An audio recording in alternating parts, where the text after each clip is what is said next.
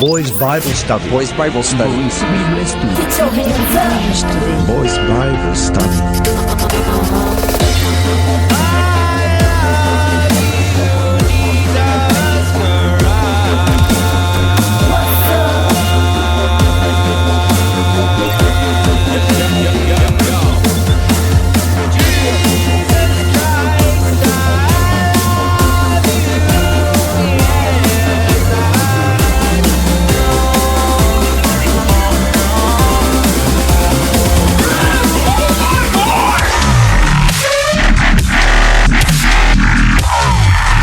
And some department stores even tell employees to avoid saying Merry Christmas. You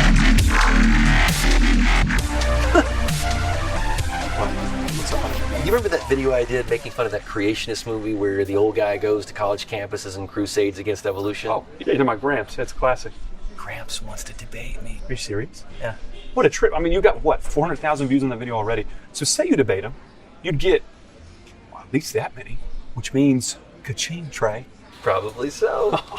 Plus, it'd be fun whittling him down to size, though not much of a challenge.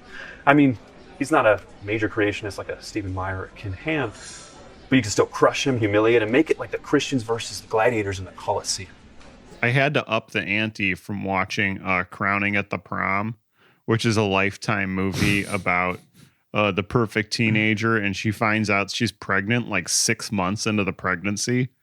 Oh, damn. Wow. She's like an athlete who works out like twice a day and is like, straight A's, all that. And she literally just holds out and denies it and is like, I'm just going to do everything anyway. And her best friend's like, you can't though. And she's like, but I'm going to do it. And she does until she gives birth at the prom. Her friend actually delivers the baby at the prom. That's funny. In the restroom, and nobody finds out. She drives home from the prom saying she's not feeling well. And then only her, I don't even think her boyfriend finds out. No, because she dumps him at the door because he and her ex, who's the one she actually had the baby with, but she never tells him. They both show up to see what's up, and the boyfriend is like, "Whatever, I'm out of here." When she tells him crowning at the prom, because yes, crowning at the prom, because the baby's crowning, and it's pretty funny. easily the best trailer I've seen in 2026 movies. Oh, this is because a new movie. The way that, it premiered on Lifetime like a few weeks ago, basically. But it's free on the Lifetime app. If you can, they let a few freebies in there with commercials, of course. But that is one of the YouTube, free ones right now. It's on YouTube. Yeah, the one on YouTube though is like in reverse. It's like a mirrored version. Oh. Yeah. So the credits are hard to read, but yeah, it was pretty crazy. It was on the more entertaining side of Lifetime, and the fact that she gets away with it too, because her friend makes a point to be like, you always just can get away with this stuff. And then it like comes to a point where you're supposed to forget about the fact that she said that, because ultimately in the end, she does get away with all of it. And the father of the baby, she's like, I don't want to have the baby. I'm going to give it up. And the father of the baby's like, what if I just take care of the baby? And they're like, shit. Hooray. This is a new movie? Yeah. Came out this year. Oh, wow. Yeah. Okay. Yeah. I didn't, like a month ago. I'm trying to find the trailer. Yeah. The trailer reveal, though, of how with the title is just fantastic, though. And then after that, I watched Molly, which you think is like a magical autistic person movie, but it's really about like what is incest. That's insane. Like, I just come on, guys. No, I'm dying. How long dying was to watch it? Molly. Did it feel like it was moving the whole time? Because I feel like every time we watch one of these movies, they just become slogs. This one did, because of how many crazy scenarios they kept pushing out there. Yeah, that's what I like to hear. Yeah, it's you will be watching it with a group of people you've watched this sort of movie with before. It'll be perfect. You'll have a great time. Okay, well, yeah, I'm trying to watch it ASAP. Mm-hmm.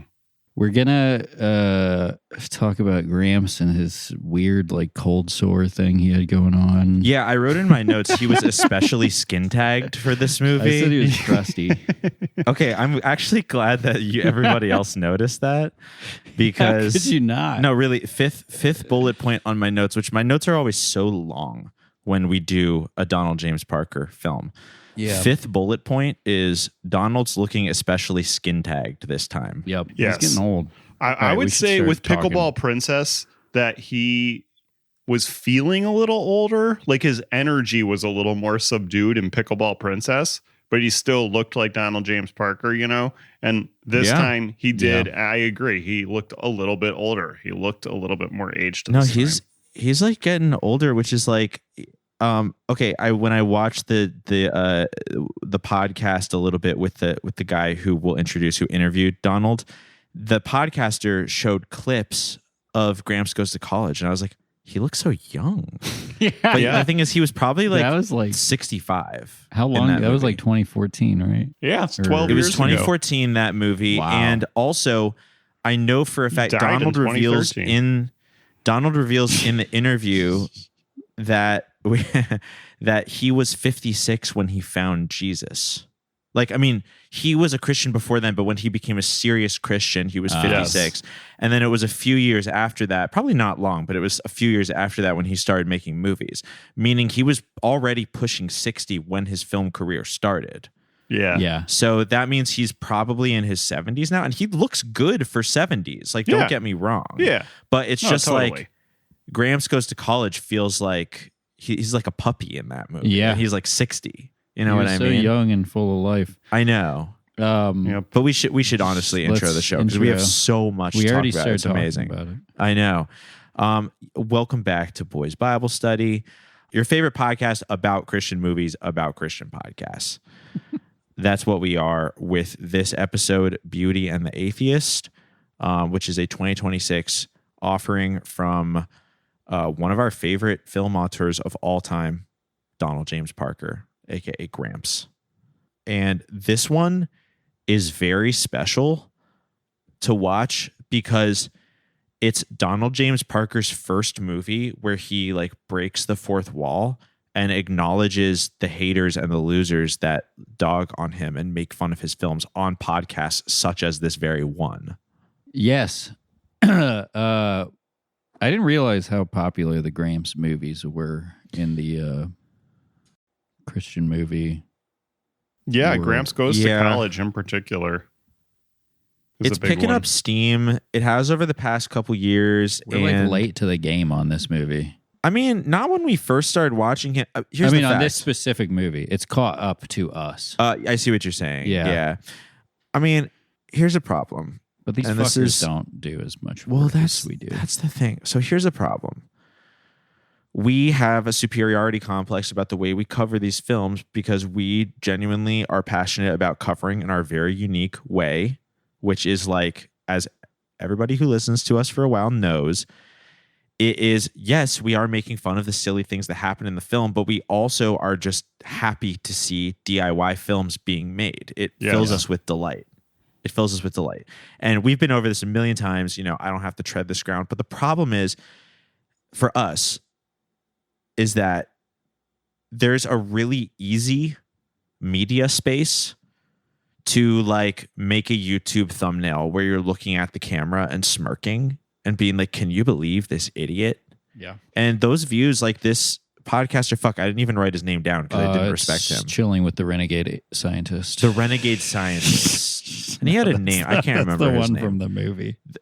Oh, yeah. No, but that was the actual guy's name, though. Was it really? Yes. I thought it was like it's no. The podcaster, but yeah, he says in his interview, I didn't even see he calls himself the renegade scientist. Wow. So this movie is really about him. Like, wow, I didn't know. I didn't watch any of the interview. Here we go. Forrest Valkai. So Forrest Valkai is one of our peers who has gotten tons of views for his coverage of Donald James Parker. This interview with him has 441,000 views. Right. And so what this guy, what Forrest does is that he is a science educator turned YouTuber, and one of his big passions is teaching.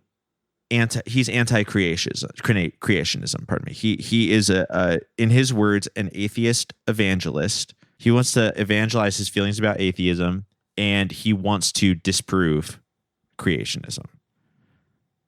So if we were passionate about noble that, goal.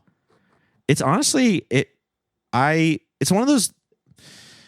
It was just one of those interviews where I was like, well, I obviously respect Donald James Parker way more than Forrest. Right. But also, like, to Forrest's credit, like, we watched this interview with Donald James Parker that inspired the film we're about to review today. And he was not, like, being mean to Donald. Like, he was being extremely respectful. Yeah. Yeah, he was definitely trying to actually educate him. He was clearly, like, well-versed in modern theories of evolution, because I didn't know what he was talking about. No, of course I just not. don't really see the point in these debates. Like, yeah, there is no point. Yeah, I'm just like, what? This is all just for his fans. I mean, I'm glad he was polite, but it's like literally just for his fans to like be like, you got him. Exactly. And then Donald James Parker turns around and makes a movie about how he's pimps out his daughter. Yeah, it's to convert this guy to Christianity. That's crazy. We have to talk about that. Yeah. It's bad faith. It accomplishes nothing. It's just for content. It's just, like both sides win. Maybe that's why they always agree to do it, because there's literally no way for either side to lose. Yeah, even you know if what this lose, movie you and win. podcast did for me? The same thing that Young Washington did, where by the end I was like, I guess it didn't matter if the quote unquote Americans or the British won. And this was the same thing where I was like, I guess I don't care if what your theory is right or your theory. Both of you are coming at it from the angle of like, this is how I deal with life, the inconsistency of life. But this is what order is to me.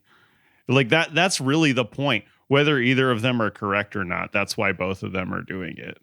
And that's why it's frustrating, I think, being us in this space. And I literally, it's not even about the views or whatever. It's just that the frustration for me is that like our space is just like, you guys are both trying to navigate life. Like we are at this podcast so meta about this stuff. Like we will listen to people espouse sometimes reprehensible views and we'll be like, well, at the end of the day, we're all just people on earth, right? The problem is that doesn't make for like a YouTube thumbnail. Yeah. Like I can't put a YouTube thumbnail up that's like, this guy is weird, but we love him. Yeah. I mean, maybe we should do that. Honestly, yeah. Maybe we should do that. I think we're filling a space that needs to be filled. Well, maybe we should like fucking, hustle toward it, because I'm saying this out loud, so I actually do it, but like I think I am gonna finally reach out to Donald. I think I'm gonna violate the Prime Directive, because what you wish for.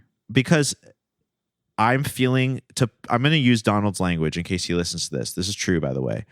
I am feeling there's an internal inaudible voice that is compelling me to reach out to Donald. Well, can we do it the way we normally do and have him watch a movie and then we'll all talk about it? That's a fun idea. Or we could simply we're just talking like about just talking to him, but I personally I don't really want to hear his views on the world. Yeah, here's the thing, Julian. Here's the upsetting. thing. If we have him on, we can ask him his views on specific things. We can interview him about anything. So I'm thinking like, I want to hear his takes on the Jehovah's Witnesses. I want to hear his takes on the Seventh-day Adventists. I want to hear his takes on Latter-day Saints. I want to hear what he says. He thinks they're wrong. I have an idea. He likes Jews for Jesus. Yes, he loves Jews for Jesus. What if we all watch together Harry Potter and the Chamber of Secrets? Ooh, that's a good idea. And then we talk about it. Oh my God, that's a good idea. I thought of it because in the podcast interview that he did with Forrest Valkai or whatever his name is, he says that one of his first like points that he was passionate about was like educating people that Harry Potter was the occult and that it was evil. Do you think he's very anti-Harry Potter? I don't know. That's just an idea. Let's throw it out there, and if he says no, we can say, well, why don't you suggest a movie that we should watch? I will say it would be easier. It would be lower impact to just simply interview him because we wouldn't have to do like any prep. We could just we on our side would prepare some questions, but to make it happen, we wouldn't have to But it could be. I like that idea though. If he wants to do it and he has time, then we should make him watch Molly. That's a pretty funny idea. Yeah, we'd have to curate a film for him. But either way, I guess I'm just gonna make a commitment here that we will at least reach out to Donald. Yeah, and maybe what I'm saying about sometimes I feel self-conscious that we occupy a weird space in the commentary, the Christian film commentary sphere. Maybe we should just be all about it. Maybe we should try to fill that void. We do it already, but maybe we should put ourselves out there the way that the renegade scientist does. I don't know. I think Donald's going to outlive me. You're just saying that because you feel like shit right yes, now. That's exactly true. I feel like Donald's a lot better than Donald James Parker, but he does work out a lot. He can do more pull-ups than me. Well, he weighs 75 pounds. Exactly. I just remember in Gramps Goes to College, he says in Gramps' shoes, he says he could do 12 pull-ups. I can do 10, which is pretty fucking good. It took me a long time. Yeah. But yeah, he does. I believe he is half my weight, so I should probably not worry about it. He's also had 60 years to get 2 more on you, so... Yeah, I'm probably going to catch up. He looks really, really old in this movie. Did we say what movie this is? I mentioned the title, Beauty and the... But let's get into the plot. Although I will say we'll probably go back and forth because Scott and I watched some of the interview he did with the renegade scientist, and it definitely supplements materials from this movie. Yeah, it's 2 hours long. It's okay. Yeah, I just wanted to get out that Gramps looks very, very old in this movie. He really, really does. He's also credited, his character's name is credited as Spanky McMonkey on IMDb. Well, somebody's having some fun. Somebody's having a little fun on IMDb. This is what happens when these guys get famous. It's I know. And it's, what it is it's interfering with our work. That's exactly because I genuinely wanted to know what his name was because I'm pretty sure this is the first movie where Gramps has a name. Oh, yes, I wrote it down. Doug Connors. Yes, okay. Thank you. But it was Doug it's John, some other P name. Well, we can get into this more, but it's unclear if he is not actually Gramps in this movie. He is a fictional version of Donald James Parker who makes the Gramps movies. Yes. Because there's a lot of inconsistency. For instance, this is also the first quote unquote Gramps movie where he has a good relationship with his family. Yes. A huge departure. Well, he's been working on it I thought for was years, very strange. Yeah. True. But yes, this is a different person than Gramps, who was killed in the first movie he was in and then I guess revived for future ones. Yes. Which I really like about the Gramps lore is that he was killed in the first movie. Yeah, I think that's brave. He just was like, I don't care. He's coming back. I do wish he died at the end of every movie, no matter what's going on in it beforehand, sick. But once is good too. Yeah. No, I think that I'm glad that he's brave enough to do what we always want to see with movie lore, which is just keep it inconsistent. Who gives a fuck about continuity? That's very brave. And yeah, this movie takes it to a meta zone, which, at first disturbed me a little bit because I was like, oh man, Gramps, you don't have to clap back at the haters. You're Gramps. Come on. But, he did it in, I guess, a classy way. I mean, this movie was horrible, but it was classy. Interesting. I always wonder, what do people like Tommy Wiseau think of, people making fun of him all the time, or Neil Breen. Yeah. Or what was the surfer guy's name? Douglas Burke. Douglas Burke, yeah. And this was interesting because from the evangelizing perspective, he said, so to quote, this is when he's talking about like the futility of what he does, making the Gramps movies. Yeah. He says, they watch my movies so they can make fun of them and me, of course. And he says, no one knows me in the Christian world, but among the Instagram and TikTok crowd that embraces atheism, I'm infamous. To which his daughter responds, you're reaching the right people with your movies. How do you get entangled with these guys in the first place? It's kind of crazy. I really don't understand it myself. It seems like I'm a magnet to them. Like there's a reverse cultic fascination or something. They watch my movies just so they can make fun of them and me, of course. Well, that's not very nice. Yeah, and they can be pretty brutal too. You know, one kid, he puts all his videos out on TikTok. The ones he's made of me, making fun of me, had over 12 million views. 12 million? Yeah. It seems like nobody knows me in the Christian world, but among the Instagram and TikTok crowd that embraces atheism, I'm infamous. Wow. Well, maybe you're called to reach those people instead of preaching to the choir. Yeah, I was thinking the same thing. I mean, maybe God will use this video in a way you never foresaw. Like which I thought was a very interesting spin on it, because so many of the movies we watch are for Christians by Christians, right? Where he is clearly trying to do that, but has come to accept that God had different plans for his movies, that his movies are Christian movies for atheists. Yeah.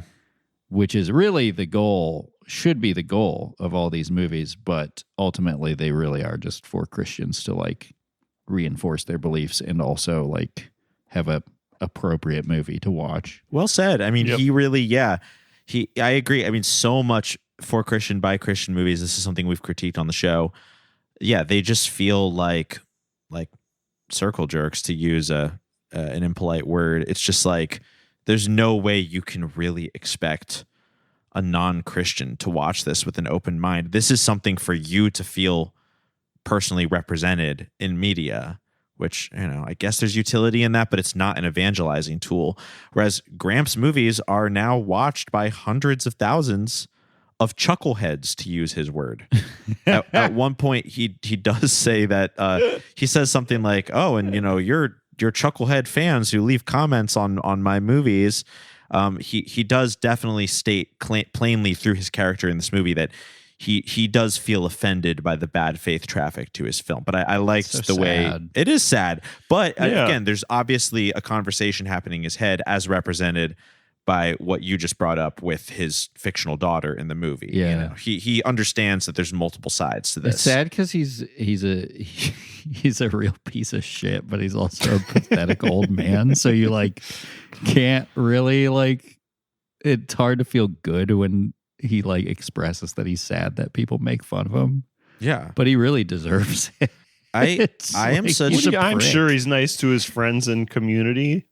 I know. Are you sure? Because like all of his movies are about how his family hates him. Yeah. And his community is like the people in the fucking unexpected bar mitzvah who like scream at their kids for liking Tim Tebow. You know, I am such That's kind of like low key his best movie. It's so insane. I don't really think he's a good person, judging by the like ideal version of himself that he puts on film, which is a lot of like mentally abusing children. I know. The problem with me is like I'm such in some ways an empathy person. Like I'm such a like, even people that I find morally reprehensible, like it makes me feel bad when they feel bad. Yeah. Like I really just like, I don't like it. I get that. I mean, it is when you see the human elements of somebody come out when they're like hurt or whatever. It's sad, you know?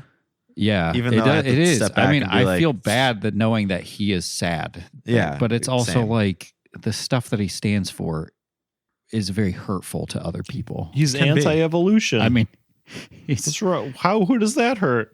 I mean, he's also like very intolerant of other people's religious beliefs. Yeah, totally. And like the things that he stands for are because like he doesn't want them to go to hell. People. I agree. He doesn't want people with other religious beliefs to go to hell. Yeah. It makes me sad because it's like he could just chill out and he would be a totally nice grandpa guy. But instead, he's dedicated his life to alienating his family, and he's been getting inaudible messages. Yeah. Yeah. Again, to supplement Beauty and the Atheist with the podcast interview that inspired it. In that interview, Forrest asks Donald for just like his general background, and he says that when he was educated as a teacher and then became a computer programmer and worked in that field for over 30 years. He considered himself a lukewarm Christian until he had a calling at about age 56, where he's not sure if it was a dream or in real life, but he heard a direct call to write a book about evolution. Oh, man. Mind you, this is a subject that he admits he knows barely anything about, other than being a curious guy with a strong bias toward the way he wants to view the world. Yeah. Then apparently the next day he tried to tune back in. He prayed to God. He was like, hey, that voice that I heard last night, like, what was up with that? And God said, yes, I did send that voice. I also want you to go after Harry Potter and go after the sexual revolution. Whoa. I was I might consider myself a lukewarm Christian at times. It was kind of like a roller coaster ride. I'd get excited about my religion and then up and down, depending on where I was in life. And when I was 56, I woke up one night. I looked at the clock. It was 2 a.m. exactly. And I'd heard a voice, or I dreamt I heard a voice. I still don't know. It said, write a book about evolution. Well, I wasn't really a writer. I didn't know much about evolution whatsoever. I did know that it was 2 a.m. and I was sound mind, so I just rolled over and went back to sleep. The next morning, when I woke up, that episode was so clear in my memory banks. I just, for some reason, I didn't really expect an answer, but I just cried out to God and said, Lord, did you ask me to write a book about evolution last night? And I didn't expect, like I said, I didn't expect an answer. I thought it'd just be silent crickets, and I'd just go on, eat my breakfast and go for a run or something. But just as clear as a bell, this inaudible voice went through my head. And when you're done with that, I want you to go after Harry Potter and the sexual revolution. So he wrote books for a bit, and then he realized, and I quote, that we're in the microwave world and we want instant entertainment. Mind you, this is not scripted. This is him speaking just off the cuff. This is like how he articulates himself. He's so old that the microwave is still what represents like instant gratification. Yeah. Yes. Yeah. Something that most people don't even have in their apartments anymore. He's never even heard of an air fryer. It's amazing. But yeah, and then so then he went on to make about 13 or 14 movies by his own estimation. He also wrote all those weird like fairy tale things. Remember? Which I think that doesn't get brought up enough. He's made like 13 or 14 movies. Like, and all these people passing, no matter what their opinion is about him, like, that's why I would want to have him on the podcast, because ultimately I'd be like, what keeps you going? That's so awesome. I want to make one movie. I want to make two movies. I do. You made so many.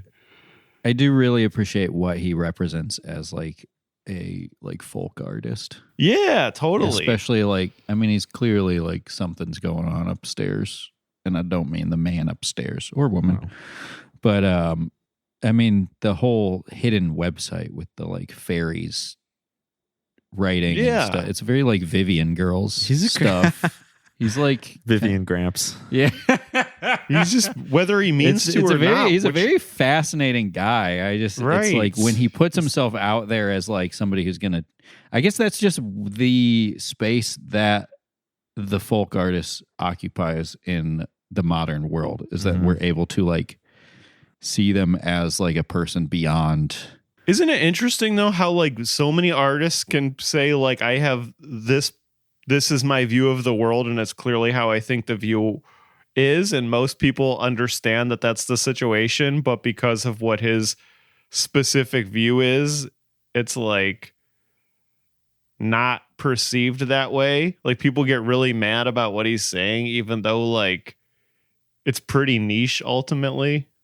I know. But I think it's because he's like a somewhat competent filmmaker, and he is like coherent when he speaks. So we think of it, at least for me, I think of it's hard for me to imagine him in the same way as like Wesley Willis or like Daniel Johnson or something. I guess with when like you look at his whole output, it's like clearly the result of like mania.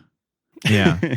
I mean, Scott, are you saying I'm just saying he doesn't get propped up enough as a creator, whereas like Wesley Willis or Daniel Johnston will be, even if people are also saying not very nice things along the way. Like the majority of the focus is like, you are a creative person in your own lane. And I think and to me, that's the biggest thing about Donald James Parker too, and why we keep coming back to him and why all these chucklehead atheists talk about him too. But it's like, is so like put aside when like nobody watching this or doing this is making movies. So few people, right? Like, well, yeah, it's because he challenges the liberal orthodoxy. Like it's just that like, I guess that's all it is. Trying to say this judgment because I'm thinking, okay, I just watched Adam Friedland just today put out an interview with MIA that he recorded like a year ago, and I listened to it. It was a great interview. It was cute. They didn't really like cover crazy ground. They just like were having fun.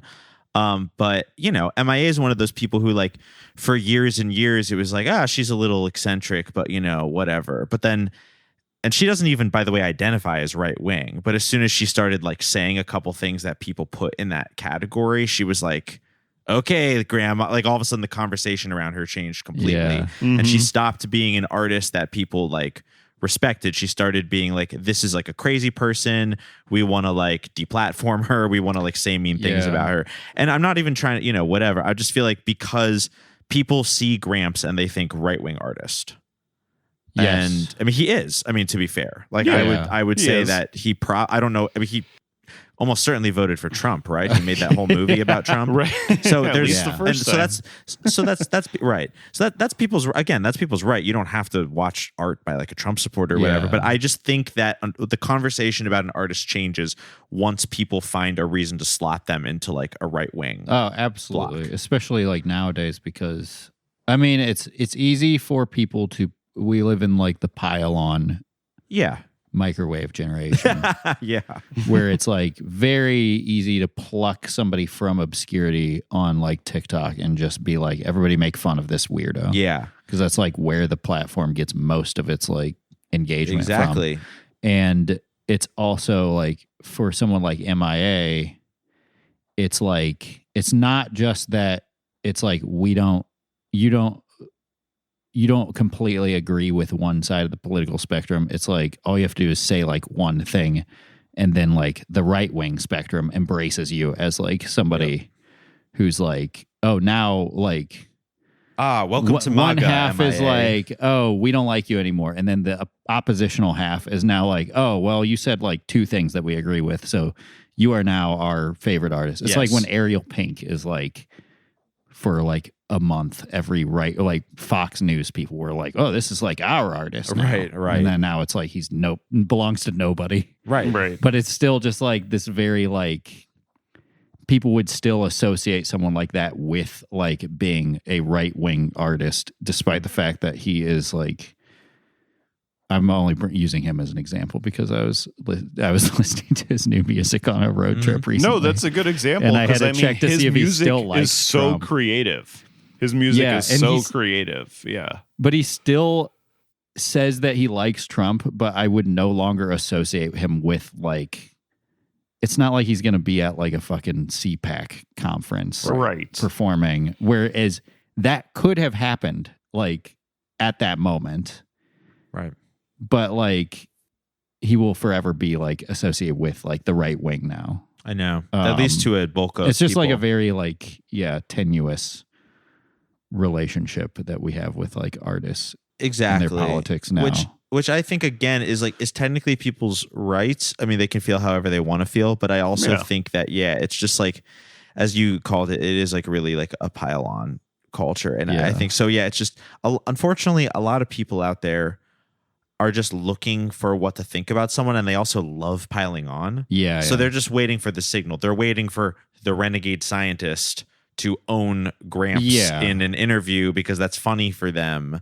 And like, I don't know. I think an ethos of our podcast is like, well, okay, I think we can pretty clearly say like when someone is saying things that we think are horrible and disagree with it, but we're doing the opposite. And I don't think our listeners do this, but like, we're never like, let's go fuck with this guy. Cause that's just so like classless, and that's just not how we like view things. We're able to disagree and still enjoy or appreciate the like artistic. And I think there's an important difference too between someone who is doing something out of a way of thinking that they have come to on their own and are actually thinking for themselves and thinking critically whether or not it's fully engaged with reality or not, versus like somebody who's doing something all for pay and for like another agenda.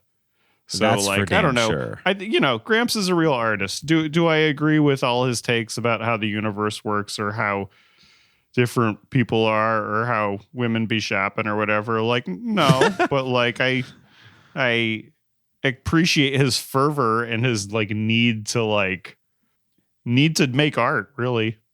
Yeah. Yeah, he's authentic. That's for damn sure. Yes. He is authentic, and we do respect that about him. And he is like basically rejected by everyone. Christian media. He's literally rejected by everyone. It's amazing. I love it. He is really the Ariel Pink of Christian I guess filmmaking. is why it's like kind of frustrating for him to get like owned by podcasters, because it's like this guy isn't even like he's not like getting funded by the Koch brothers or like fucking whatever. He's not on Angel Studios.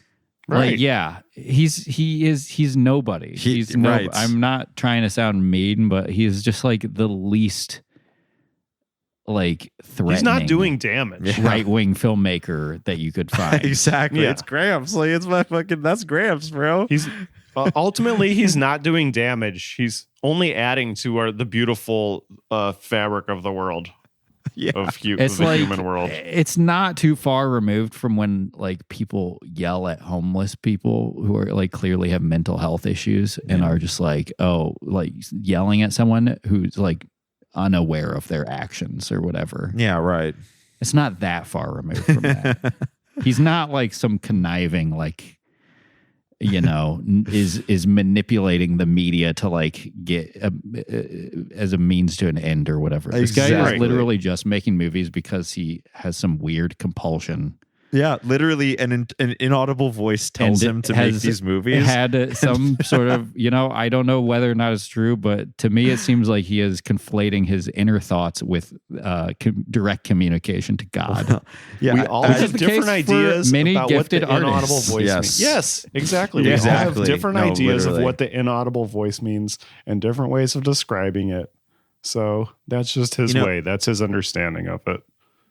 Adam Friedland says to MIA in that interview with her, he says at one point, he was like, you're an artist. Like artists should be wearing like metal clothes. Like he was basically very nice. And she just like, was not even like, she was just on a totally different wavelength, but she was talking about like, you've got to be wearing like copper, like you live in New York City.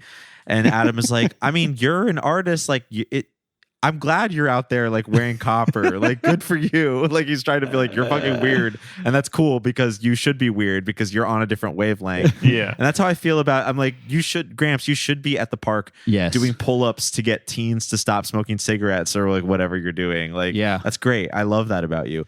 About him being owned on the podcast, I do want to point out again, I'm not a fan of Forrest, but Gramps being owned on the podcast is literally like Forrest was really, really pitching softballs at him. He was just like, Gramps was just like, Gramps literally goes on the podcast and says, so athletes are evolving. Basketball players are getting taller. Volleyball players are taller than they were when I was a kid. Gramps says that? Yes.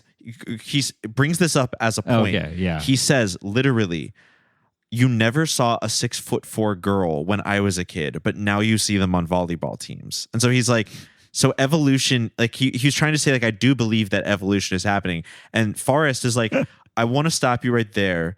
That's not like the definition of evolution. Like very politely, like not trying to be like, you're an idiot. He was just like, that's not what we're debating about. Like we're talking about evolution. It's also like admitting that he was admitting that his wrong definition of evolution that he's arguing against Yes. happens? I know, it's so crazy. so then Forrest would like try to redirect the conversation, and Donald, mind you, I only watched up until like the 30-minute mark in the 2-hour interview. Donald would be hearing things and straight up just closing his eyes for like 30 seconds. Oh my and just God, being like, man. as if to like regroup mentally, while Forrest was just waiting patiently. And it was just like, okay, like this is not going to work for you. I'm sorry. And like in the movie too, there's a couple moments where the atheist podcaster in the movie says things where Gramps is like, I don't know what that means. And that is literally a couple of those terms are in this podcast where he's like, I don't know where that means. Wow. It was inspired directly by the interview. So he has been rewatching his own debate with this guy to write this movie to see where it all went wrong and how he could refute it. Right, he's and rewriting he really history. doesn't do. And this movie is once again, I mean, it's a Gramps movie, so it's a quote movie. He loves to quote things. He loves That's to quote the things. core of all of the debates, where literally people just being like, well, this person said this, and then this person said this, and then this person said this. And what about this person saying this? And I think I didn't write them all down, but there were a couple where they weren't even like scientists or like religious people that he's quoting. It's just like, you might as well just be like, well, my mailman says that, evolution is fake. Yeah. As long as you can quote it directly. As long as someone else said it, then it's true. In the film, the atheist podcaster is named Trey Crawford. Yes. And he's an atheist podcaster because he wears the same light blue t-shirt with Richard Dawkins' face and a quote from him on it every day. Charles Darwin. Oh, I'm sorry. Yeah. Charles Darwin. Yeah. Charles Darwin's face and a quote from him everywhere he goes, every day, every location. Yep. And it's called out by a character. Yeah. But it's still like, I mean, that is a pretty accurate portrayal of a podcaster and atheist guy. First line in my notes. Second line. These guys look like podcasters. Yep. That's me discussing the two main characters of Beauty and the Atheist. I'm very curious of how old the Trey was supposed to be, because he looked a lot like the guy who's trying to live forever. He kind of did look like Brian Johnson. Yeah. He had the similar phenotype or whatever, and he was pretty buff, and there's a big plot of the movie where he and Jeweli are in the gym together. Spelled Jeweli, a plot point. So the female lead in the movie, her character is named Jeweli. Yep. That's her first name. So I'm just going to... Now, mind you, in other Gramps films, such as Old Rugged Cross, do you remember the female lead in that movie was named Anita Rock? Right. So he loves naming the characters after things. Yeah, gems and minerals. In this case, he also loves the gym. He loves fitness. This is like the third movie we've watched where characters bond over physical exercise. Yes. The Jeweli says that she won't go on a date with this guy, but she will work out with him. Yes, at the gym at 6 a.m. Yeah, he's like Christian masculinity or whatever. Yeah. He's part of that movement. Because like in the one movie, he made the kids run with him. Yep. And then in Gramps Goes to College, it was all about how he was more athletic than the college kids. Yep. And then in this movie, it was his daughter who would only who would only go on quote unquote dates with this guy if they were working out together. Yeah. Which, like, I don't know. I see couples at the gym working out together. I just don't think I could do that. It just seems weird. Yeah. I don't know. It's so physical but non-sexual. I think Gramps sees that as an exciting. That's his way around courtship, because it's very intimate in a way, but it's still like this like neutral territory. You know what it is? I and think it's pro fitness. I still have so much imposter syndrome about being at the gym. Like today, I was just like, I have no idea what I'm doing, and like these teenagers next to me who are benching more than I am are going to that's fair. Come up to me and expose me for the fraud I am. And I think that if I were to go on a date at the gym or bring a partner, I would be exposed for the fraud You'd I be am. mocked I would by teenagers. I would be like, the person would be like, why are you doing it like that? Yeah, I would be like, I've been doing it like this for years. And then they'll be like, that's really bad for you. Yep. And I would be like, yeah. It's also funny going on a courtship ritual in the gym in the case of this movie, because like Donald costumes them in these just like really like Family Guy looking like workout clothes, like block colors, and they just look really funny working out together at 6 a.m. But the funny thing about Beauty and the Atheist, so it goes to show you that so in every other Donald movie where women are just like going apeshit over him and they love him so much, of course you watch that and you think, well, this guy's so full of himself. But when you watch Beauty and the Atheist, you realize that's not quite the whole story, because when he writes he's very comfortable writing another male lead, but women are always fawning over that guy, even though he's an atheist and she's a Christian. It doesn't matter. So I don't think Donald thinks he's hot. I think Donald thinks that like women just love men. Well, the woman didn't really like him that much. But she still like entertained him constantly. But that's the thing that is she liked him in her own way. Let's be That's real. the thing that's weird to me. Well, that's the thing that's so old-fashioned about him. Yeah. Is he thinks that this like all you have to do to get a date is to ask somebody, and they like have to say yes. And persistence is key. You have to ask them like 5 times. He like literally is like, give me your last name so I can find you online. Like all this stuff that she just finds like not charming, but she's just like, well, you're going to have to earn it or whatever. Like he seems to think that women are always interested. Like you're saying, yeah. He thinks women are always interested in a man. Yeah. They're not like, she's not like fawning over him like women in Gramps movies, specifically Gramps Goes to College. I mean, that one is egregious. She's like trying to sexually assault him. But like, yeah, he does have a very old-fashioned way of looking at relationship dynamics, in that like if a man asks a woman on a date, she will say yes, because like all women are just waiting for men to ask them on dates. Right. This one's a little trickier because she's like, I don't believe in dating, which is very strange. And I don't know if that's ever explained. So, Beauty, do you reveal your real name on the second date? Second date? I sure hope you don't consider this a first date. I don't believe in dating. You don't believe in dating? Well, I can provide plenty of evidence that dating exists. It's kind of my thing. Bit of a science geek. I'm not sure what science has to do with social dating, but I don't need proof. I know it exists, I just don't join in the practice. Well, why not, if I may be so bold to ask? Dating is a fairy tale world. A handsome young man asks out a girl whose appearance makes his heart go thumpity thump. He probably has no clue what she's really like as a real person. They go on a date, maybe dinner and a movie. They spend most of the time in the restaurant chewing their food and a few hours in the theater. And they could spend 4 hours together and not know much more about each other than before the night started. So they go on a second date to fix that? And do it all over again. I mean, no matter what they do, it's always something pleasant, and they're always on their best behavior.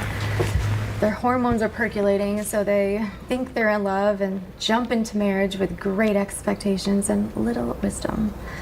After the rice has been swept up, they suddenly realize that everything that bugs them is suddenly brought to light.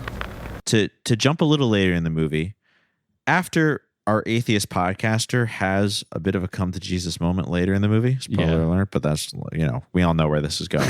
Right.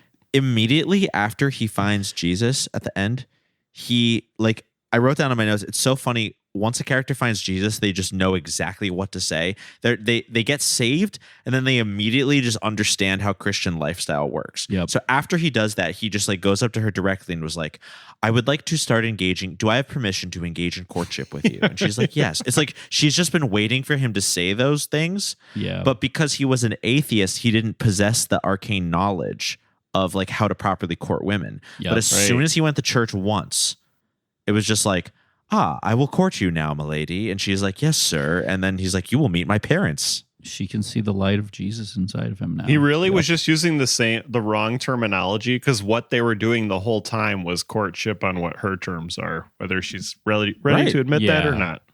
Exactly. Do we Did we go over like what? So Gramps goes on this podcast. Yes, He Gramps debates goes on the guy, Trey's podcast, the renegade scientist, and he is basically being clipped for views. And the family is so fed up with this, they're like trying to basically Gramps' older daughter.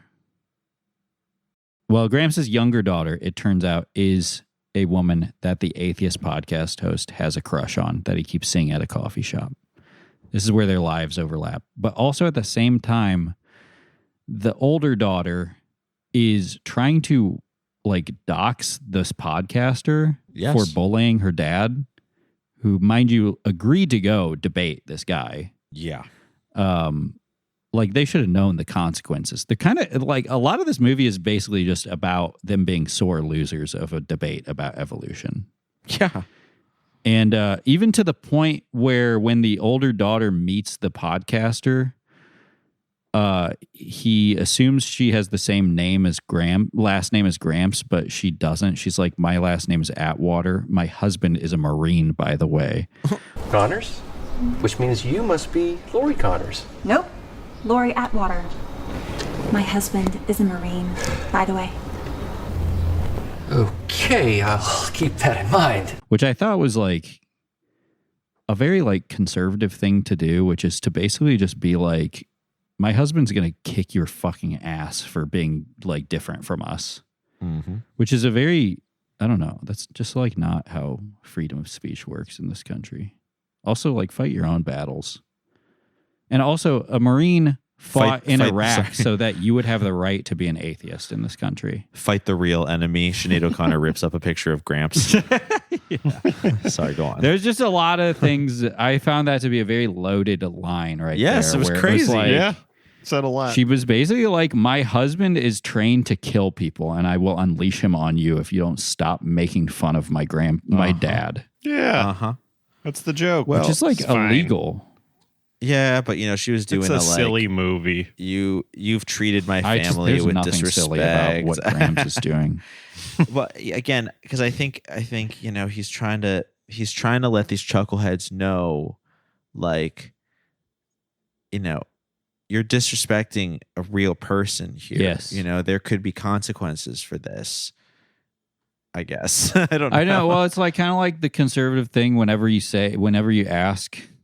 Whenever like a reporter asks a question they don't want to answer about some evil shit they do, they're always just like, how dare you? I know. Yeah. And it's like, I mean, you know, how dare I? Yeah. It works. It really works. I dared. And like, it's just, yeah, this whole movie is just like, you guys are being really mean to my dad who agreed to go on your debate and you lost. That's some mafia shit. You lost. These are the consequences. You agreed to go losing. on. Yes. I'm sorry. This was what was at stake, and now you have to suffer the consequences. If you should have won the debate if you didn't want to be fucking, you know, made a mockery online. Although in this alternative reality, the movie reality, the better reality, he fortunately has a thought daughter. And they scheme together so Gramps can. How did you say it, Julian? He's like a honeypot. It was a honeypot. Yeah. Yes. So it's funny because there's parallels between real life and the world of the movie. So in the movie, he says that God compels him to go on this podcast. That in the movie he loses, and he understands that, which is clearly a reflection of how he felt it went down in real life. I wouldn't be surprised if in real life, Donald also felt God called him to go on this YouTube channel. Yeah. Why did God make him lose? That's what I want to know. So in the movie, there's an answer for that. God made him lose because it created a relationship between the podcaster and Gramps' daughter that like saved him. Yeah. But in real life, it made him make the movie, which will make the podcaster believe one of us is going to have to fuck his daughter. Yeah. And Forrest is obviously not going to do it. Scott, did you say that he said in the podcast, he said you should date my daughter? Oh no, it was just clear. I watched an hour of it and it was just clear. I was just thinking about that after a while because like Gramps was clearly, like Ash was saying, like shutting his eyes and basically disengaging while the guy while this annoying podcaster was dropping literal science. I mean, he did like, if I liked this type of podcast, I would love this podcast because he had it together. Okay. Yeah. And Gramps was just disengaging because Gramps is ultimate. And he would even say this too. He was like, well, I just know that like when people are doing stuff to try to disprove God, then I'm all in to the other side of this pretty much. So because they weren't actually getting anywhere, despite at least one of their best efforts, I couldn't help but think like Gramps is probably Donald James Parker, that is probably impressed by this sharp young man and is imagining, like he's probably zoning out to imagine, like, just imagine this mind as a Christian instead. He could do so much good. I understand. I understand. Understand.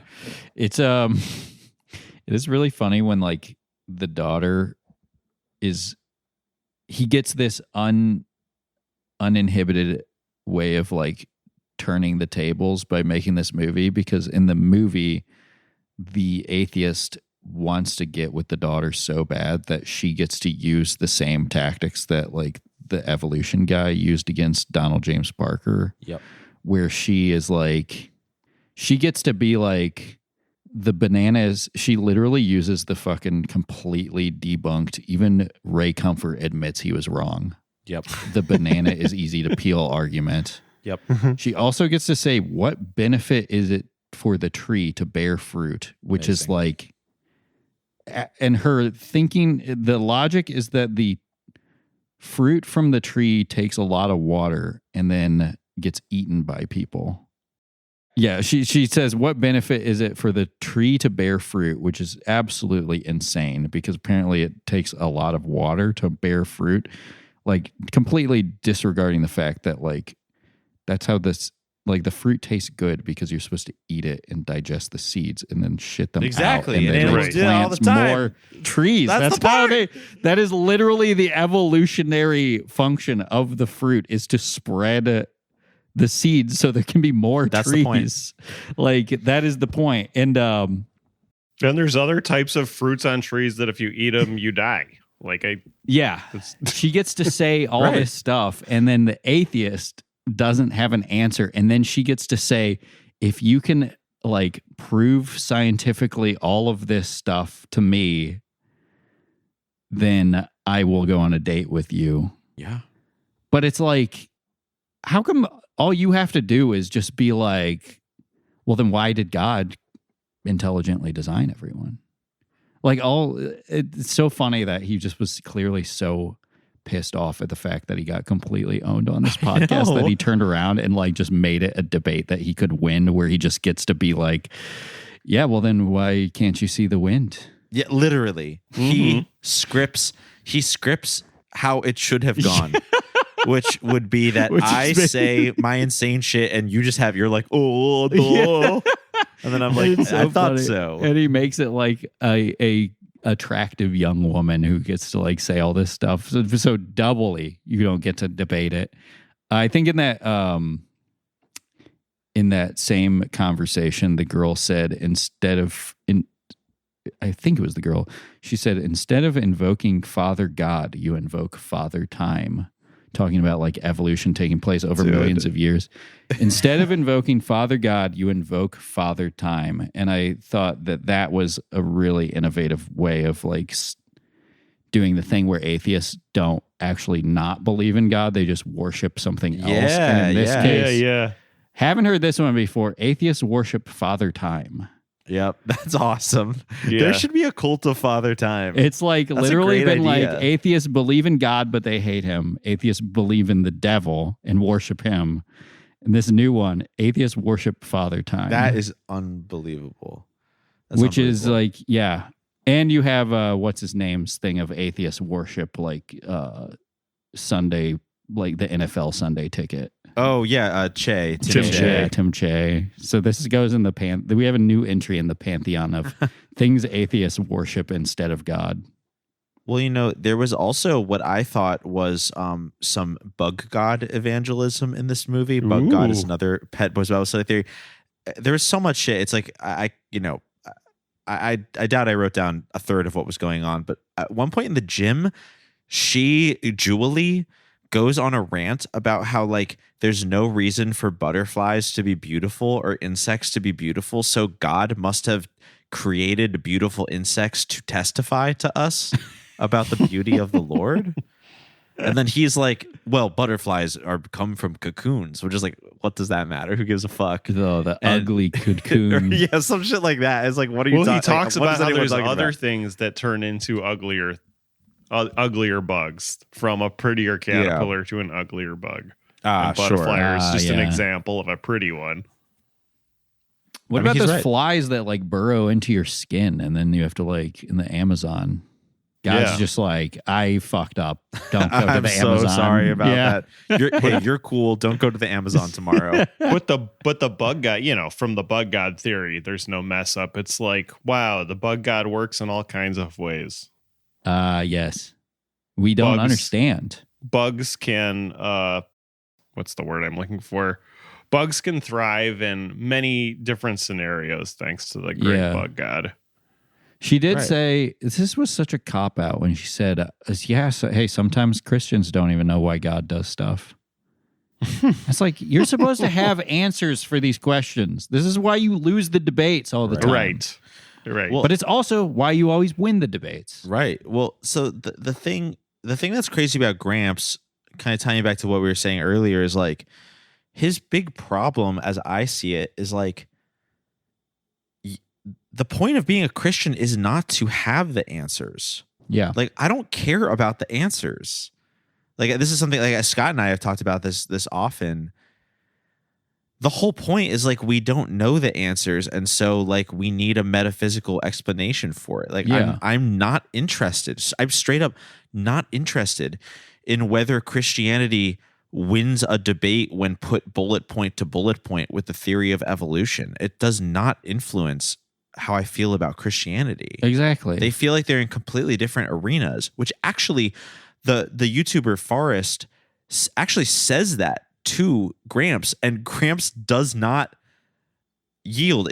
There's a crazy moment in the first like 20 minutes of the debate where Forrest says to Gramps, by the way, he says to Gramps, he was like, by the way, I'm saying this to you as an atheist. I don't see why anything about the facts of evolution disproves someone's belief in God. Yeah. He was like, I respect if people believe in God. I'm trying to hammer down the facts of evolution. And Gramps hears him say that and goes like, no, like Christianity says that evolution is wrong. This is the thing. Yeah. It's like, why, out of all of the Christian principles, the one that you are going to like die on the hill for is evolution, not like loving thy neighbor. Yeah. Especially because it's not actually a Christian principle. It's just like a culturally Christian principle. It's like a thing. It's like a technicality. Yes. And it's like the thing that you can't even prove. Why can't you just be like, okay, evolution is real. God started evolution. That is the thing that I do not understand. It's like eventually you're just going to get to the point where you're just like, you have proven every phase of evolution. And then you can just be like, okay, well, God is the one who fucking like. And the podcaster even brings up a name for that for Donald James Parker and is like, oh, so you're all this type of theist. Like basically like he had a specific term for that, like a Christian who believes in evolution. I think he just said a deist. Wild. He was just like an evolutionary deist or something like that. But yeah, it was just so funny. It was so funny to see Forrest being like, I'm not here to tell you like don't believe in God. I'm just saying like understand the facts of evolution. And Donald was just like, no, because the Nicene Creed. Donald was like, because in the Nicene Creed it says like God created us and we will turn to dust. It's like, bitch, that's an English translation of a fucking creed. Like, bro, here he goes quoting. He loves to quote in English and to find a book that nobody else has read and be like, well, A.W. Tozer. A.W. Tozer said Christianity. Yeah. A.W. Tozer said relax. Yeah, I wonder if I watched. Fucking said? And who the fuck is A.W. Tozer? Dude, I have. He's the guy. He was the guy that God was like, oh, by the way, if you have any questions about anything, A.W. Tozer has the answers. I have a merch idea for us.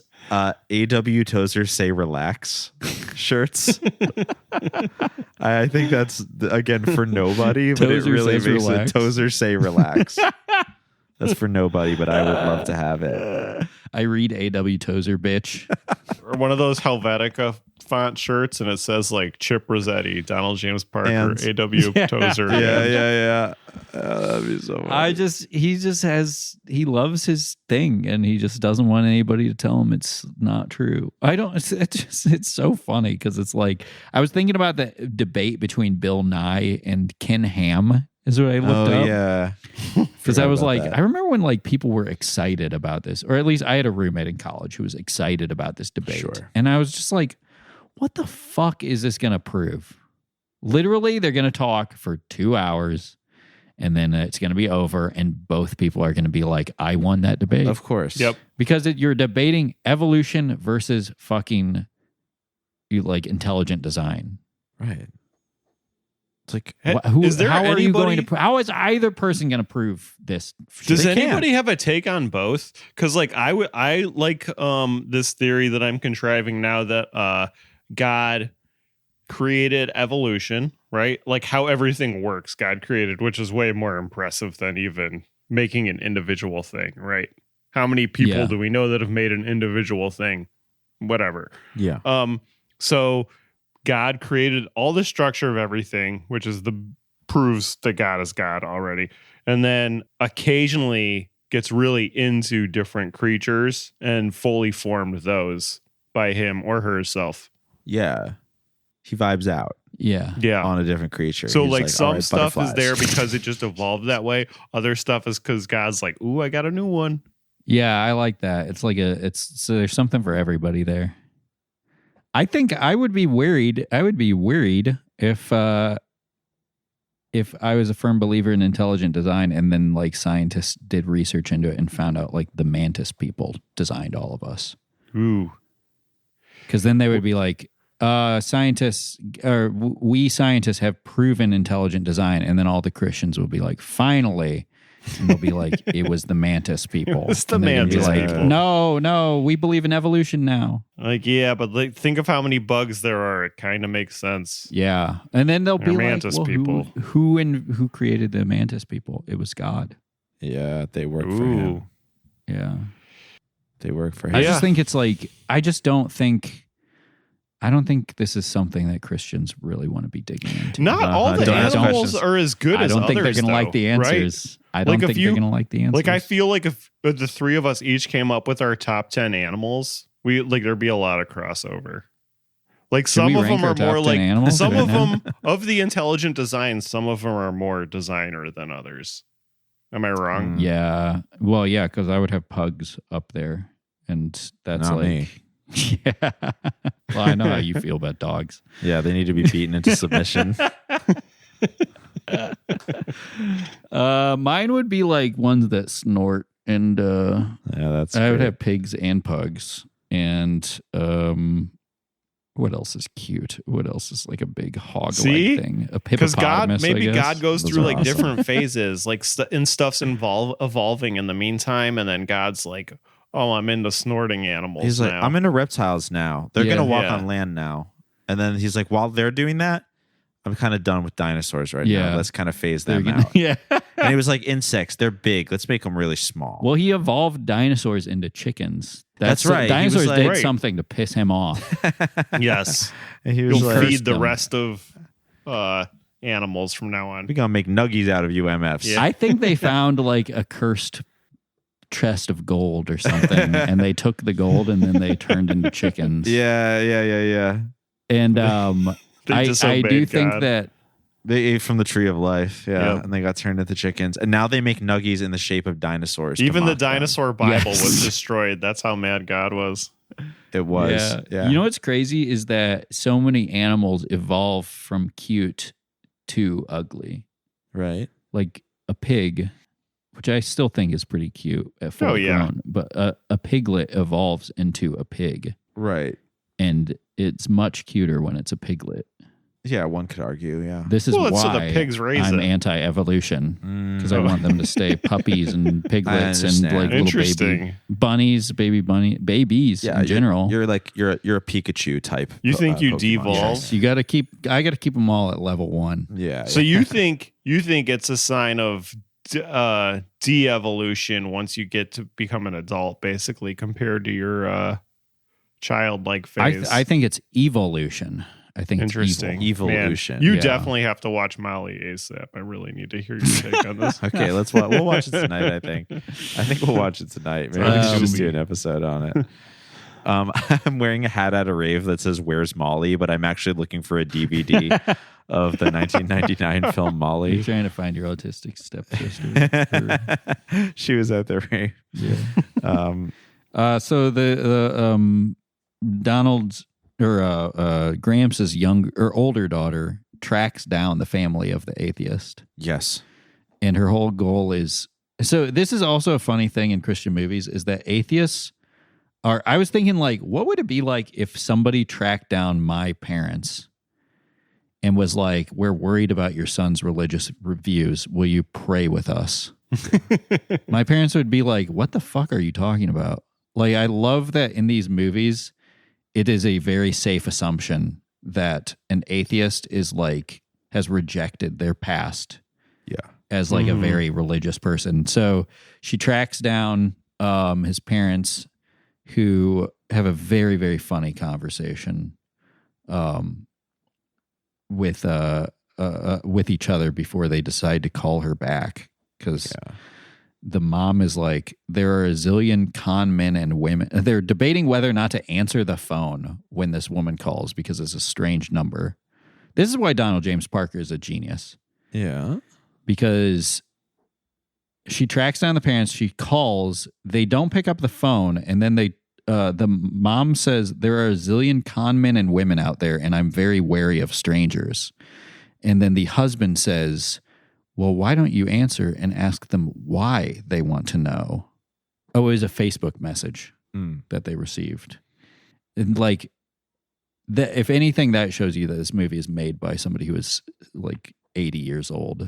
Is that a crucial part of this movie is two people discussing whether or not to respond to a Facebook message because it might be a scammer. Right. And then doing it anyway. And then doing it anyway. Which and is like more unrealistic. Thinking you can just like ask a question and get an honest response from somebody that may be a scam. Like, this is why these fucking people fall for AI shit all the time. I know. Because they're like, think they can reason with like a robot.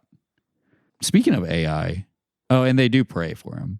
But speaking of AI, did you guys catch the like weird AI footage at the end? Yes. Well, also the cover art of the movie was partially generated with AI. So I think Gramps found ChatGPT. That was pretty remarkable. I think he did a better job in this movie of using AI than they did in Young Washington. Oh yeah. and our man Kent. Yeah. I mean, that's debatable. Well, yeah. I mean, it was just funny because there's the climax is this outdoor sermon where everybody's singing, and it seems like Gramps was only able to film it from one side or only had usable footage, because really the only real footage they had was like from really far away. And then he got like AI generated footage of people in the crowd like singing along with this woman doing a really bad job of playing the guitar. And each shot of them singing, like the people were like so emotive and expressive and singing in perfect unison, which was not what the audio was at all. It was just a very weird thing. I mean, I commend Gramps for figuring out how to do this. I know. In like a somewhat tasteful way. Yeah, it blended into what he was doing a little more classily than... Wait, I actually didn't even know. So you're saying that the singing by the river was AI? There were shots. This is why I think what he did was actually because like, I didn't even notice. Yeah. So I had to I had to rewind to be like, I think this is AI. But there was they showed the sermon outside in the park, and then there would be random shots during the song where he would have close-ups of members of this little congregation singing, and these people like could barely emote when they were just standing there. Like, they acted harder than anyone in this movie has, and they were like a group of random strangers, and they like burst out singing, but the audio doesn't match up. They're moving in perfect unison. Yeah. It was the fact that I had to rewind to like really figure out if it was AI. It makes you think he like did it a few tries.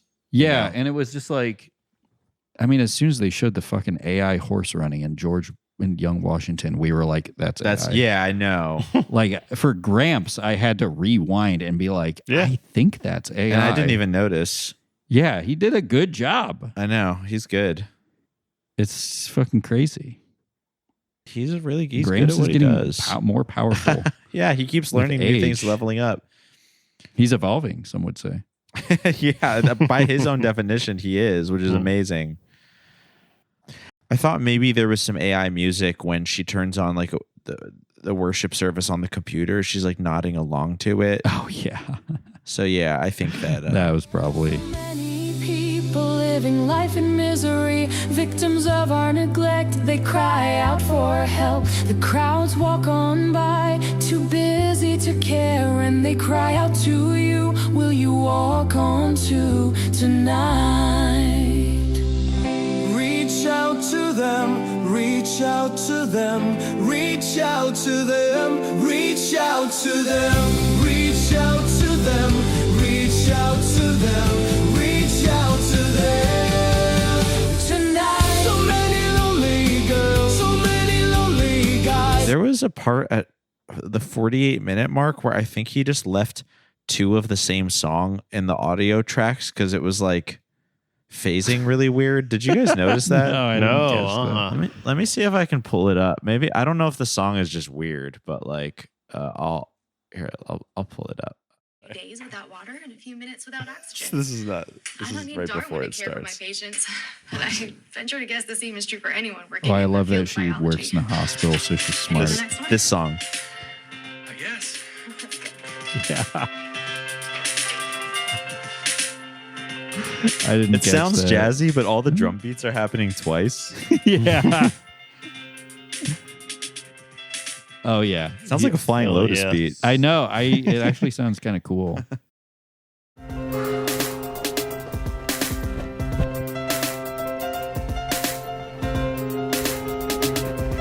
Anyway. The next note I have for after 4816 was when Jeweli got the phone number from Trey for his parents. Yeah. And then she's talking to her friend and is like, I'm going to be like, hey, Trey, can I have your parents' phone numbers so we can spiritually tag team you? Oh. Yeah, dick down by the woman I'm courting, her parents. Oh. They got the double-ended dildo from Requiem for a Dream. Yep. You have to let me spiritually traumatize you before we get together. She did straight up say with my date's dad. Yeah. Bible to Bible. Bible to Bible. It was like B2B. actually at 38 minutes, she said basically to Trey, I don't want my husband to be into me, just God. Then and only then will I fuck my husband. Not just any believer. The Bible says the demons believe and tremble. I want to marry someone whose whole life is dedicated to serving God. Not me and not himself. C.S. Lewis said, Christianity, if false, is of no importance. If true, is of infinite importance. The one thing it cannot be is moderately important. So my mantra is, my heart is yearning after someone who is running after God, not after me. If he's doing that, I'll run to catch him. Like, I don't even want you to pay attention to me. You have to be so into God. I have to follow you around like a puppy. Right. That sounds... Donald James Barker is like really horny. He a freak. Okay, speaking of which, early on in the movie, I'm not sure. I didn't write the timestamp, but maybe like the 10 or 15 minute mark. He's talking with his friends, which is one of the first times we've seen him have like friends in a movie. I guess Pickleball Princess, he had friends, but in this movie, he's like sitting around with a group of men and he's preparing for his debate in the movie. Yes. And a guy says to him, he says like, I don't know how I'm going to learn about all this science stuff before my debate. And one of the men says to him, well, my wife has a degree in zoology. You could talk to her. And he says, I quote, Gramps says, I'm going to politely decline that offer. Save you some marital mayhem. I just felt like God was just pulling me up the ladder and dragging me out to the end of the diving board and nudging me off into the deep end. So I'm going to need the little prayer here that God will speak through me, because if my own puny knowledge on this topic was dynamite, I wouldn't have enough to blow my nose. Well, my wife has a degree in zoology, and she'd be more than happy to help you prepare for that. Wow. It's really generous of you to offer her time. I'm going to politely decline that offer, maybe save you some marital mayhem. So what does that mean? Like, I genuinely, what does that mean? So I think it was honestly because he was like, it's not appropriate for me to talk to your wife. I think so. Once I start talking zoology with your wife, one thing leads to another. Which is just like so weird to say to your friend, because like, I mean, what the friend said didn't even imply like, I'll leave you two alone to talk zoo. It could have just meant like, come over to my house and my wife can talk about zoology. Well, I think like this goes into the thing like all women will accept your date. Yes. And like your persistence is like basically like his thinking that like women only exist to be fucked by men. And like he is an irresistible sex symbol, because in his mind, he is like right about everything. Right. And he works out. Right. And he works out. I work out. He has crazy riz. He assumes all women are horny all the time, but what he doesn't realize is that he just has a lot of riz. Right. Yeah. It's tainted his worldview. Yeah, he's exactly. a sex addict. And the other thing that you don't understand from this meeting is that at every meeting, this guy suggests that one of them meets with his zoologist wife about something. Yeah. Yeah. So it's like an ongoing thing. And I'll sit in the corner and my wife will bring out her animals. And I'll just watch. I'll watch and I won't say anything, I promise. Yeah. But I will be present. Was that the guy I sent you the screenshot of? Chester Goad? Yeah, I think so. Yeah, Chester Goad. Such a funny name. Yeah, those stills you got are great, Julian. This is an inspiring movie, the last one. So the atheist converts. Yes. Turns out he was actually really religious when he was a kid. How convenient. Yep. And just singing a song by the river is what gets him to go. But this fucking still after the credits, the AI generated still, oh my God, I'm now noticing the details in this. The spark of life given by God is the glue that holds all biology together. That is unattributed to anyone. So I think that is just a quote from Gramps. I'm just now noticing that like the lizard is like, has like 6 legs. Got to drain that lizard. And a lot of these things are just, are just like superimposed on here. I really don't know how to describe this image. This one. Oh yeah, let me look at that again on my own phone. It's like a weird cell, like a gigantic cell that's like a cross section so you can see what's inside of it. There's a big microscope, a big strand of DNA, and then a bunch of animals around it, including the 6-legged lizard and a butterfly whose face is turning into some kind of toucan. Ugh. And also like a weird white caveman guy.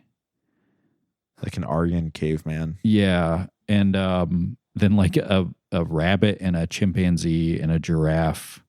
A bald eagle. I hate the way this crap looks. It looks so bad, which is why I'm also really amazed that he was able to put those AI shots in his movie and make them look like somewhat convincing. But yeah, this is like This is just inscrutable. And it's all in like a weird jungle desert with giant mushrooms.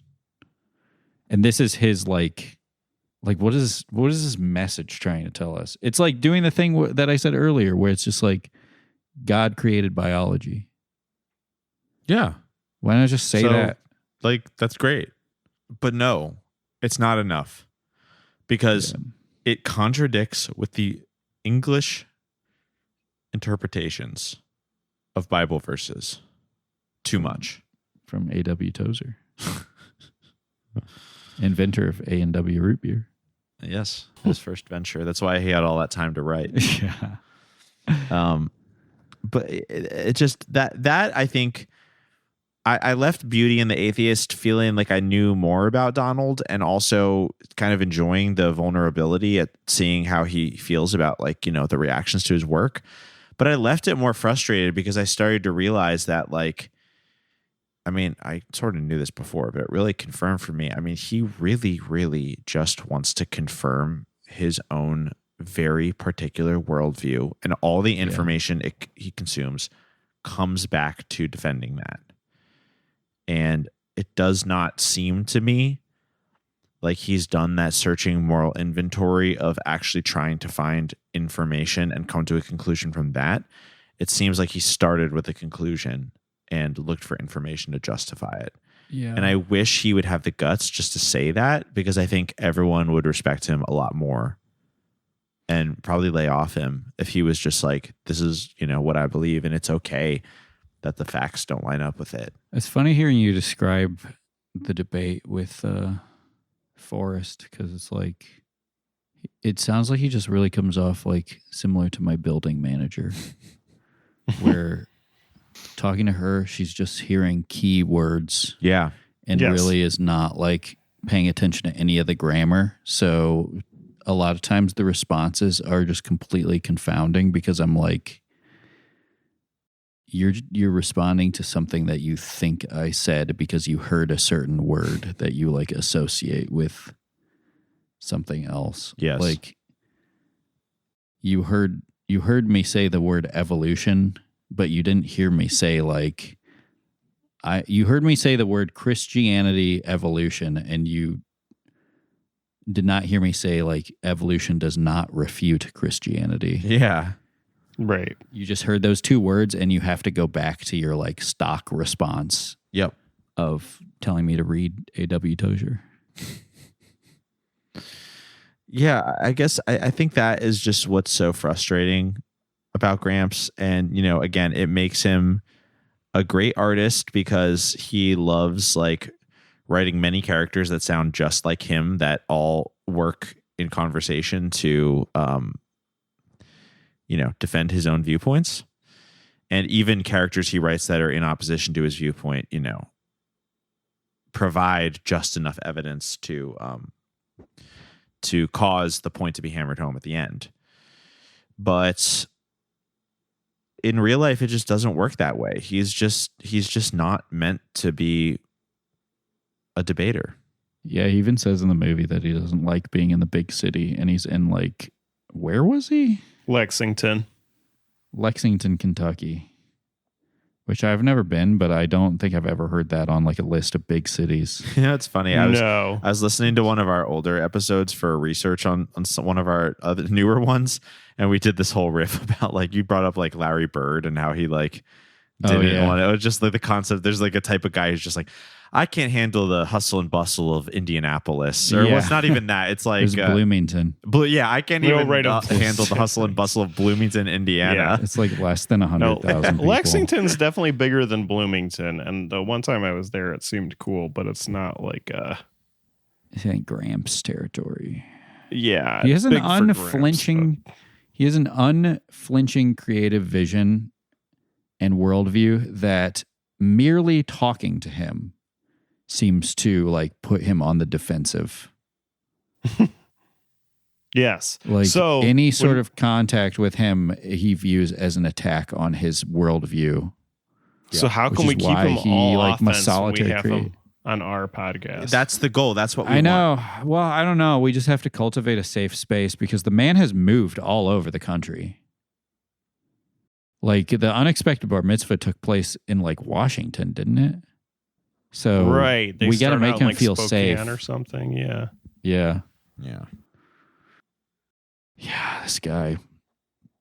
God bless Gramps. God save the Gramps. God save the Gramps. Yeah, that's the goal. When we chat with him, we'll just send him this podcast.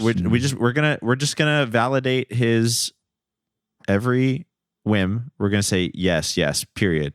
You know, like you let him know, and we're gonna let him say exactly what he wants to say. I may not. I mean, there would be no reason for me to say this, but I probably won't reveal that I'm a gay man. I wonder if that will influence. He's gonna hang No, out. you should casually mention it to I sent him. you a thing. I think he curious. has talked to a gay man before. Yeah. The video I of course sent you he has. is It goes outside. Yeah, sure. he talks to himself. He probably talks to himself in the mirror. The thing I sent you, I haven't watched it all, but it's really hammering home the fact that he is somehow the world's most This says, I interviewed Donald James Parker in real life. Gramps goes to college, filmmaker. And the description says, this is the world's most homophobic Christian filmmaker. Is he homophobic? And I drove 10 hours to meet him. I don't know. I'm sure this person is not well versed that. in Christian filmmaking. I know. I'm sure there's some Have they evidence seen to Audacity? prove that he is homophobic, but he's not the most. I do take umbrage with him saying that he is the most homophobic. Yes, that's so true. It's such an insane claim. Yeah, it's obviously Ray Comfort. I don't even know. I can't even think of an example of homophobia in a Gramps movie. In a Gramps movie, I'm sure there is some, but not as a priority in any sense. Yeah. But yeah, you got to watch fucking Audacity if you want to. Anyways, we should review this. Yes, we need to rate it. We're well into the time. Yeah, let's do it. What did we think of Beauty and the Atheist, the new meta film by Donald James Parker?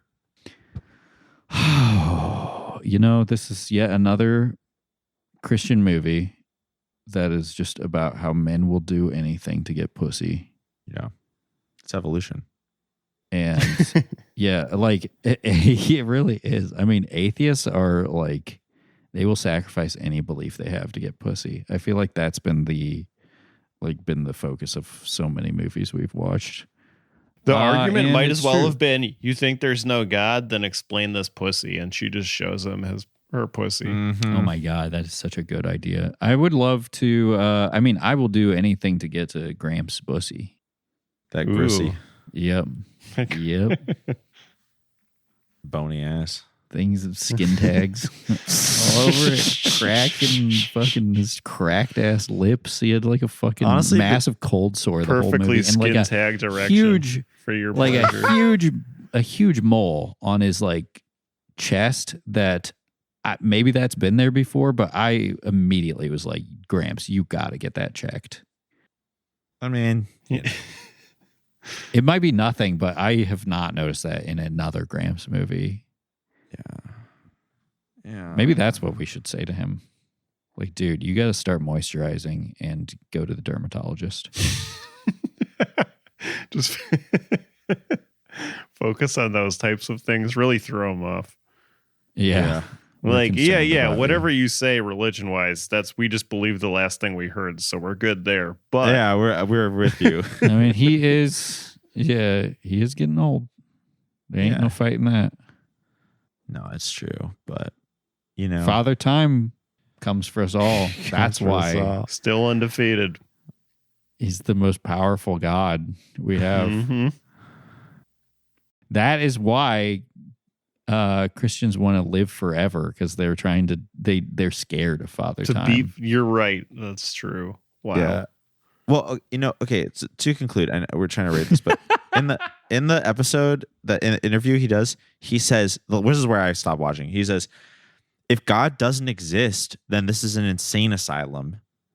And also, like, I don't see what the point of living is if there's not life after death. Oh my he says God, that's really scary. It is scary. To which, like, Forrest was just kind of like, okay, well, that's not like evolution, though. Like, right. Like, it's just like, He needs intelligent design to prove that God exists. Because without it, he feels an existential crisis. That's so crazy. I agree with He's one of put those so much two stock extreme into things he said, though. Yeah, sure. Yeah. But again, that's not evolution. It's crazy. No. Evolution No, doesn't change that. It's really funny to call our world Yeah, no, it's such a funny thing. I would disagree. I would say yes, there is a God, and yes, this is an insane Yeah, asylum. exactly. Yes, exactly. Yeah. Guess what? You already went to St. Peter and you got sent to the insane asylum. Yep. You were deemed criminally insane, and that's how you ended up here. And let me tell you, Gramps, I'm not locked in with you. You're locked in with me. Okay. Yeah. So let's settle this on the boys' Bible study stage.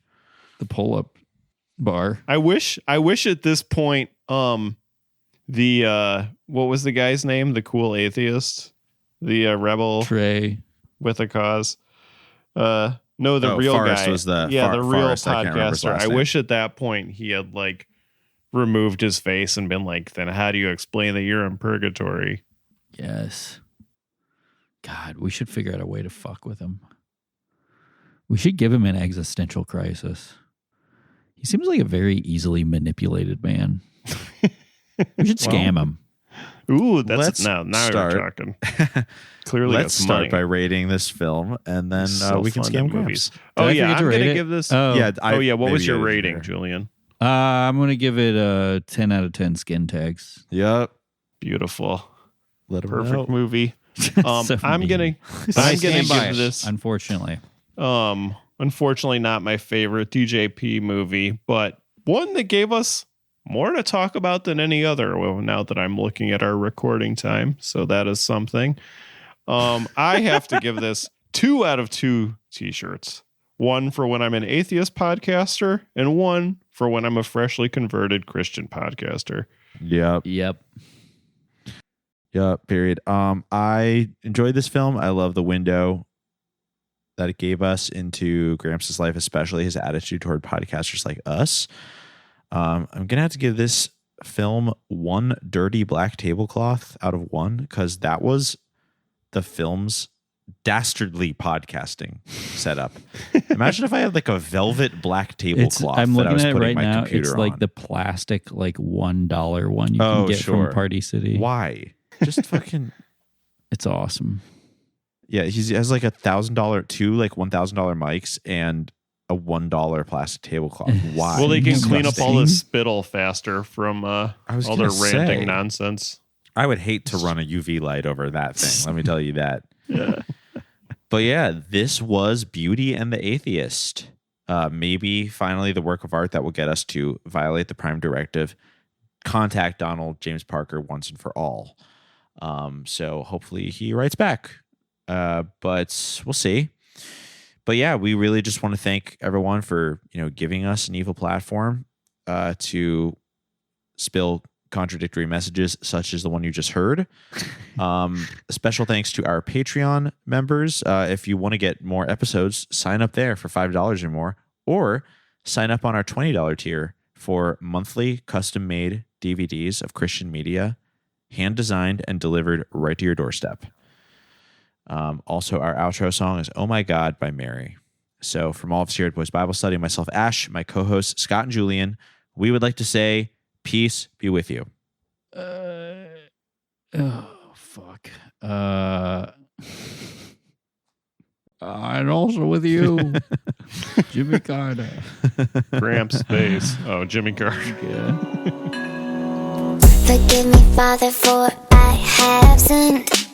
I feel your love in me, it's coming from within. Oh my God, my devotion is so unwavering. Divine emotions when you enter me.